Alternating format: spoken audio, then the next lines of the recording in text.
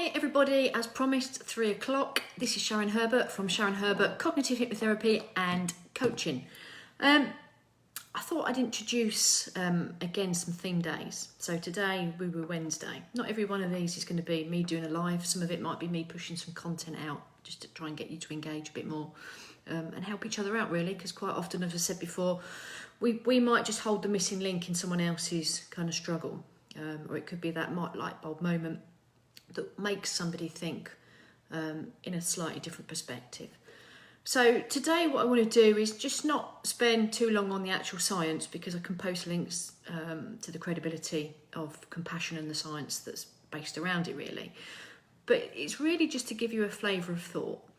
And when we talk about the science of compassion, it's very easy just to get sucked into the mindset of all the things that we do for other people.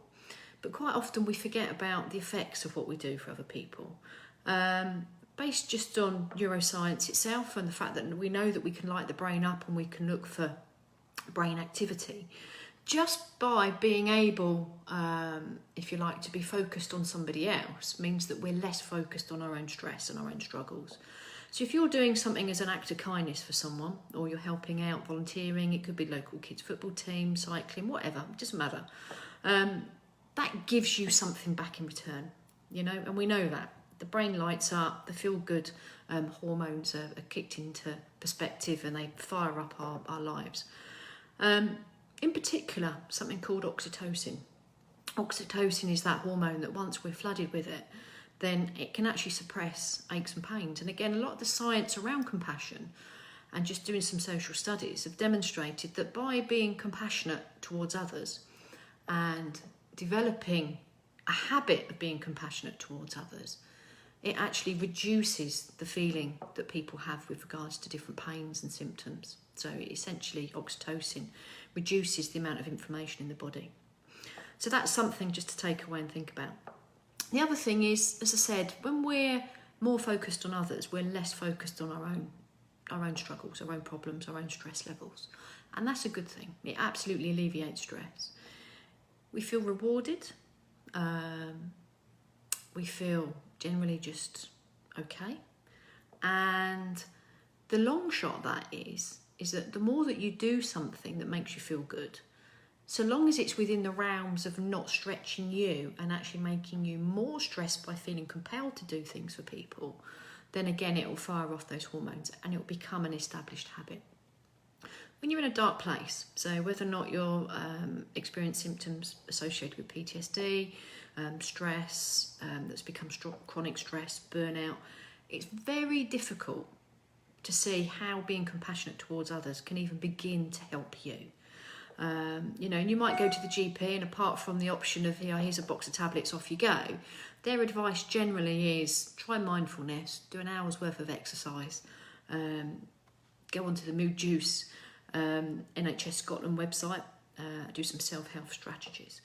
But nowhere in there do GPs generally talk about compassion and delivering compassion and kindness to other people.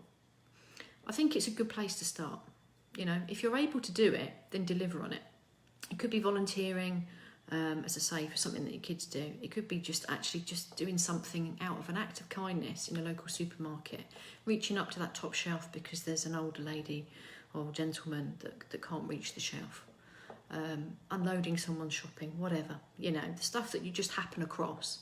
But then just take a moment to reflect on that and the effect that that actually has on you in that moment. Because when you take the time to do that, that's when you're developing those neuro pathways. That's when you're building up on your brain matter.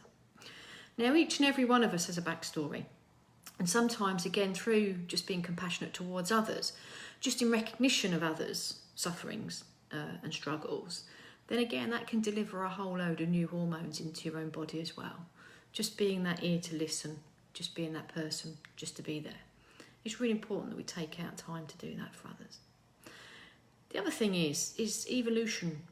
It played a huge part, you know, in our making.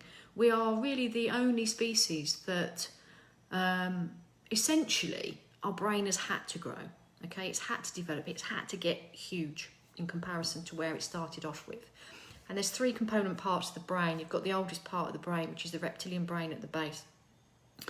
You've got the emotional part in the middle, and then you've got the neocortex, which is a bit like your iPhone in the front. The emotional brain in the middle is kind of where our history is stored, if you like. It's a bit like that library. But evolutionary, we are the only species really that are completely consciously capable of having the capacity to care about other people, to nurture and to soothe. Yeah, other mammals do that, but we are absolutely consciously thinking about our need to do that and to respond by being cared for, nurtured and soothed. So again, it's a case of using it. You know, kids up until the age of 10 still need us as parents. After 10, there's certain things that they can do. They can think for themselves more logically, or at least we'd hope they would.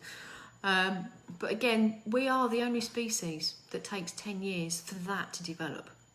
And a huge part of that is our own integral need, if you like, to be compassionate. And there are some people who really struggle with this. And it could be that they're neurodivergent, or it could be that their emotions in that middle part of the brain are just so huge and overwhelming that actually it's a very dangerous place for them to go to. You know, if they've had a long history of being hurt or controlled by other people, then perhaps the consideration of being compassionate to others is at the very bottom of their pecking order. So my advice is really use it or lose it. So the next time that you're feeling a bit glum and you're looking for a quick win in terms of how to feel a little bit better about yourself, and just to numb down some of that, of your own suffering, is to be compassionate towards someone else. It could be the smallest segment of just doing something, absolutely something. You know, I'm not saying that you take them off, you know, on a 5-mile hike and chew the cud with them and let them brandish everything on you, because you need to be mindful of your own well-being and everything else that you take on for other people. So give it a go, and just let me know how you get on with that.